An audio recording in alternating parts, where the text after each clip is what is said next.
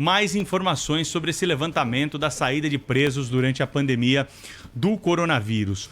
1/4 dos presos que retornaram para a cadeia depois de cometer novos crimes durante a pandemia já conseguiu novamente o benefício para prisão domiciliar. Veja só que número interessante. Peraí, Pedro, a pessoa estava presa, foi pra rua dizendo que tinha um problema de saúde por causa da Covid. Isso.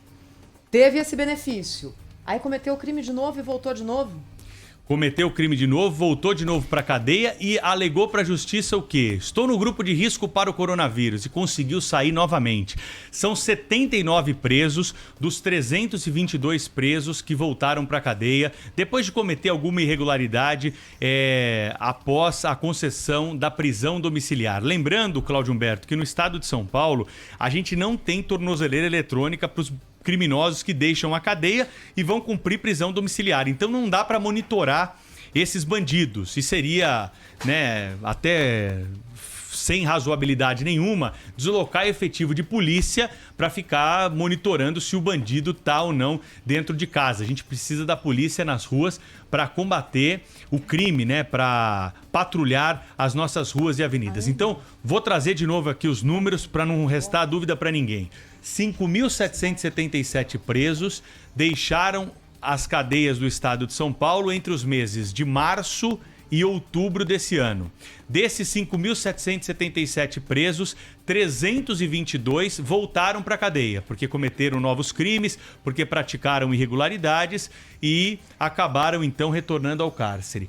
Depois de voltarem para a cadeia, 79 conseguiram de novo o benefício para voltar às ruas. Então, entre os dois benefícios concedidos, com base na recomendação do Conselho Nacional de Justiça, que prevê uma atenção especial de magistrados para presos do grupo de risco do coronavírus, nós tivemos um crime no meio, uma modalidade criminosa aí, cometido, um novo crime cometido, então, por esses presos. Eu não consigo imaginar os argumentos de um magistrado para soltar 2 vezes um preso nessas condições. A gente pode até discutir aqui a viabilidade dessa decisão, num primeiro momento, para um grupo de presos, aquele que cometeu um crime de menor potencial ofensivo, um preso que já cumpriu a sua pena, faltam aí 2, 3 meses para acabar a pena, está no grupo de risco por conta da idade, isso tudo está no bojo da discussão. Agora, aquele que cometeu o crime, voltou para a cadeia e conseguiu novamente o benefício, essa realmente não dá para entender.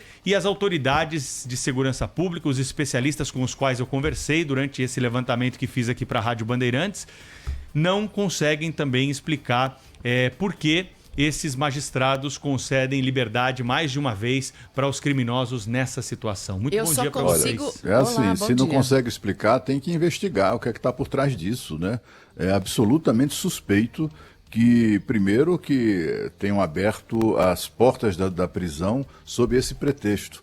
O Conselho Nacional de Justiça não ordenou juízes, sejam quais forem, de execução, etc., a liberar, a esse liberou geral. Isso não é uma ordem do Conselho Nacional de Justiça, é apenas uma recomendação de que esses juízes deem uma atenção especial aos presos que efetivamente correm risco por serem portadores de comorbidades ou por estarem no grupo de risco da Covid-19. Isso não foi uma ordem para liberou geral, Os caras são liberados sem muito critério, cometem crimes, são presos de novo e são novamente soltos sob o mesmo pretexto. Aí tem coisa. Isso não pode ser apenas o exercício do direito penal mínimo. Isso não pode ser apenas a generosidade da justiça, não.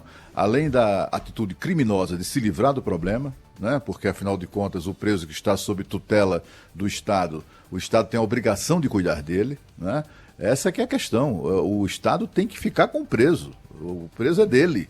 Não é se livrar do problema devolvendo o preso à sua atividade criminosa. Olha, faz tempo que a justiça não age contra a sua própria reputação de maneira tão grave. Isso é uma coisa que depõe contra, é uma atitude, reiterada, que depõe contra a reputação da própria justiça. Sabe? Olha, alto lá, senhores juízes, sabe? A justiça é a última trincheira do cidadão. Não vão esculhambar isso também. Parece mesmo uma esculhambação, né? Até porque a pessoa cometeu um crime, estava presa, foi solta, conseguiu um benefício de fazer prisão domiciliar por causa de uma pandemia, por causa de um risco de saúde, sai à rua e comete de novo um crime. É preciso saber que crimes foram esses, e se são os mesmos, ou se são de baixíssimo potencial ofensivo. Eu consigo compreender isso apenas se a pessoa roubou o pão para comer. Só um crime de roubo por fome.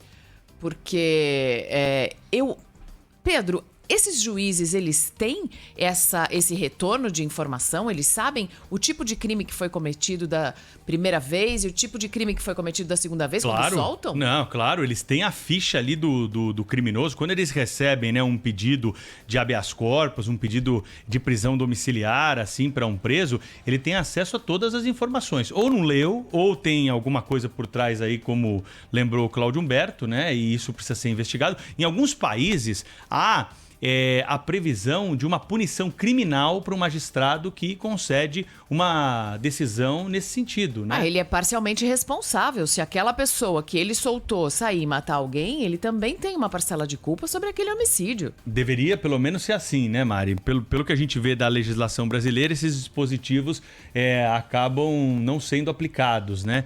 E isso fica aí no poder, na justificativa. Porque o magistrado ele pode decidir dessa forma se ele justificar. Eu até estou tentando alguma decisão para descobrir se há uma justificativa, um fundamento legal, né, que possa ser apresentado à sociedade nesse caso. Porque são muitos casos, não é um caso isolado, né? Nós estamos trazendo aqui os números oficiais, não são números colhidos de forma paralela, são números oficiais do governo que mostram aí uma situação muito peculiar em relação à forma como a justiça está lidando com os criminosos, né? São pessoas que estão respondendo pelos crimes e algumas delas que já foram condenadas por outros crimes e que estão longe do convívio social justamente pela forma que a sociedade organizada se desenha, tirando, né, dos seus quadros, excluindo, né, da possibilidade do convívio daquele que é o segundo maior bem que o ser humano tem, que é a sua liberdade, só perde para a vida, por conta de uma falta que ele cometeu e que não está no contrato que todos nós assinamos tacitamente para vivermos numa sociedade organizada. Todos nós sabemos que não podemos furtar, que não podemos roubar, que não podemos matar, né? Se fizermos algo nesse sentido, seremos punidos. Como? Com a restrição da nossa liberdade. Vamos ficar presos, vamos ficar segregados. Para quê? Para que nós aqui, que não cometemos crimes, tenhamos a paz social, que pelo menos possamos ter um sentimento que hoje não é presente na sociedade brasileira, graças a decisões como essa, que geram e alimentam, né, o sentimento de impunidade em todo o Brasil, mas que para que nós possamos viver de uma forma mais tranquila. Por isso colocamos as pessoas perigosas na cadeia e não é isso que a justiça tem feito nesse caso durante a pandemia do coronavírus. E olha, o novo presidente do Supremo Tribunal Federal, Luiz Fux, jogou pra galera como, enquanto presidente do CNJ, alterou essa disposição do CNJ, dizendo o seguinte: não, vou ser mais rígido aqui e vou impedir que condenados por corrupção voltem para as ruas beneficiados pela questão da pandemia. Por que jogou pra galera? Porque são coisas diferentes. Uma questão é a questão sanitária. A questão sanitária, o Estado tem a obrigação de cuidar do preso e evitar que haja pandemia, que haja contaminação de Covid dentro dos presídios. Se ele foi condenado por A, B, C, D ou E, a gente não está discutindo isso. A gente está discutindo uma questão de saúde. Então ele jogou pra galera, tirou essa parte que era possível na resolução inicial, isso foi alterado agora, mas na prática, na vida prática, isso não aconteceu. Até porque o que o Estado está fazendo, não é, Pedro? Está dizendo o seguinte: eu não tenho como garantir a segurança dessa pessoa que está sob a minha tutela, por isso vou colocá-la na casa dela, quietinha, bonitinha, ela vai se isolar e vai se prevenir do Covid, já que ela é do grupo de risco.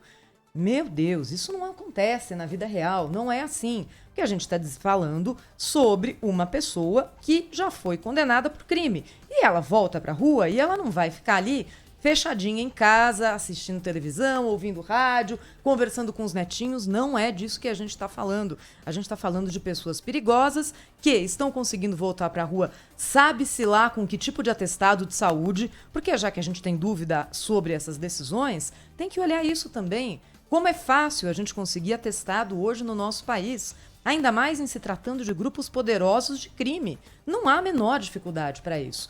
Elas voltam para a rua, o Estado se exime da responsabilidade porque não quer conviver com a manchete. Fulano de tal, preso em tal lugar, morre vítima de Covid, contraiu. Não quer conviver com essa manchete. E devolve o problema para a gente. É isso que está acontecendo. O Estado está jogando para a sociedade um problema que é dele, que ele não consegue resolver. Fim do mundo, viu, Pedro?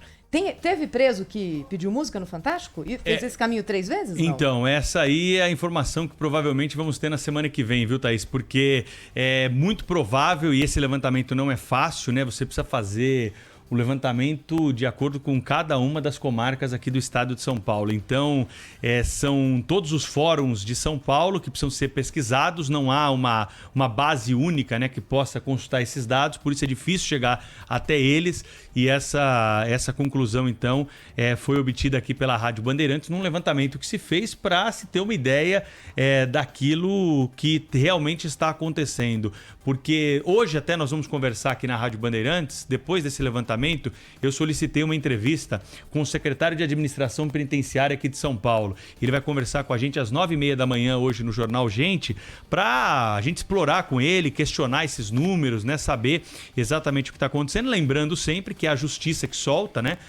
O governo do estado de São Paulo apenas faz esse controle, não tem o poder de decisão sobre a permanência ou saída desses criminosos, mas é claro que isso vai ter um reflexo no maior sistema carcerário da América Latina, que é o de São Paulo. A gente precisa entender como esse movimento está acontecendo. As facções criminosas, elas atuam dentro e fora de presídios, então a saída de muitos desses presos que têm ligação com facção criminosa pode significar recados que estão sendo trazidos para o lado de fora da cadeia, né? E isso tudo tem de ser monitorado pelas autoridades de segurança pública.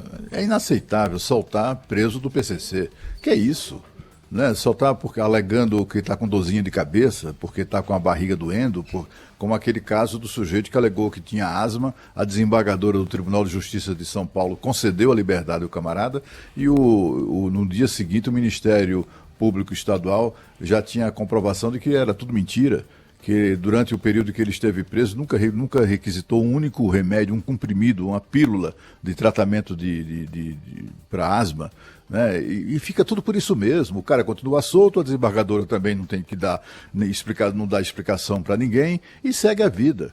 Agora, por exemplo, com a posse do ministro Luiz Fux na presidência do Conselho Nacional da Justiça, ele deu ali restringiu a concessão dessa liberalidade aí absurda. Limitou isso, né? Não pode presos perigosos, crime hediondo, presos por corrupção, não sei o quê. Preso que cometeu crime hediondo ligado à facção criminosa, violência contra a mulher, corrupção e lavagem de dinheiro. São esses 5 presos, né? Essas 5 modalidades aí que excluem esse benefício, essa recomendação. Mas não é só o crime, então, né, Claudio Humberto? O sujeito comete furto essa, todo dia, ele pode ser solto porque cometeu furto? Não é assim, né? Ô Pedro, mas a minha pergunta, a pergunta que eu faço é a seguinte, na linha daquela que a Thaís fez agora há pouco, né? De presos que reincidiram mais de uma vez e certamente ganharam outra vez, por uma terceira vez, a liberdade.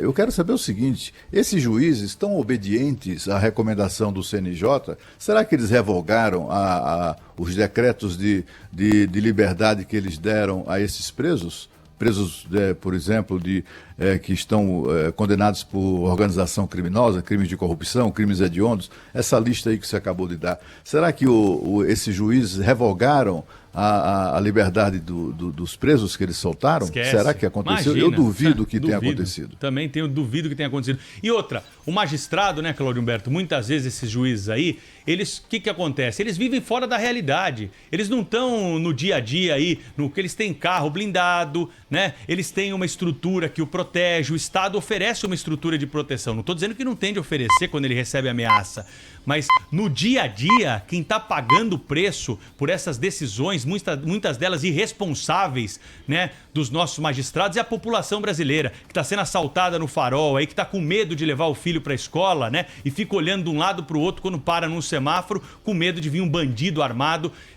para assaltá-lo. Então, em relação à população, em relação ao que todos nós passamos e essa sensação de impunidade, de segurança que vive nos assolando no dia a dia. É por isso que a gente traz esses números aqui, é por isso que a gente amplia esse debate, chamando o ouvinte da Rádio Bandeirantes para discutir conosco essa questão da saída de presos durante a pandemia do coronavírus. E você participa com a gente pelo 11 999 04 8756. Grava sua mensagem com seu nome e lugar de onde você está falando e de que forma você viu essa discussão. Tem até um ouvinte aqui, Pedro, dizendo: escuta, quem é o deputado que aprovou essa lei? Olha, dessa vez não é culpa de deputado, de senador, de congresso, que a gente gosta de xingar, que de vez em quando, não. Essa é uma resolução do Conselho Nacional de Justiça, então é uma questão que começa e termina dentro do Poder Judiciário.